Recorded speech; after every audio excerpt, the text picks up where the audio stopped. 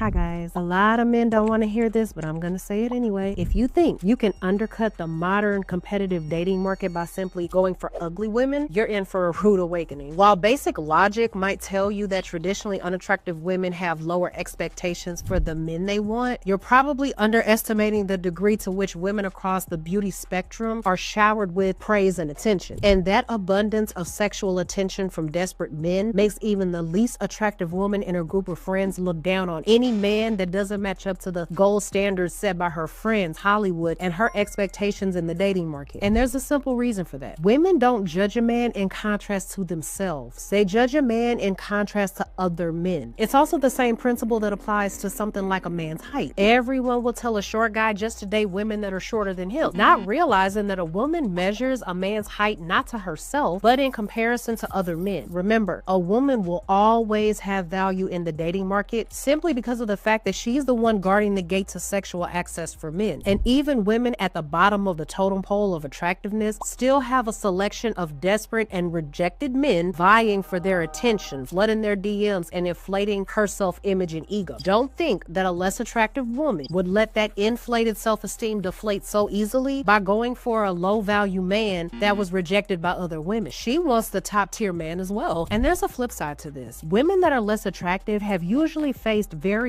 levels of rejection themselves by the quality men in the higher percentiles within the dating market. And that dent to her self-esteem is restored at the cost of undesirable men that approach her. This is exactly what a really interesting study revealed in 2006. It revealed that women typically go out of their way to harshly reject a less attractive guy if they themselves experience being rejected by a more attractive one earlier. They basically end up taking their anger out on the innocent guy. Let me explain. In the study, researchers brought in a group of women and asked them to rank photos of two men where one was conventionally attractive and the other was not. Later, they were asked to do the same thing again. They were told that the attractive guy was also a subject of the study and had rated her low. The results showed a significant and consistent drop for the unattractive guy in the second rating, deemed as a way for those women to restore their sense of self-esteem after the ego hit of rejection. It's almost a way of putting the unattractive guy back in his place and asserting that she won't just settle because he thinks he has a chance with her after she was rejected. It all goes back to the idea that women at large aren't really searching for their looks match or the guy that's on their level. They simply want the best of what's to offer. And too many times, even unattractive women will be able to find guys to sleep with her who would otherwise be out of her league in a long-term commitment or relationship context. But before that reality hits her as she ages, there's no reason for her to lower her standards or diminish her value, either in her own mind or the mind of her peers. So with that being said, until the next video, I'll see you guys there.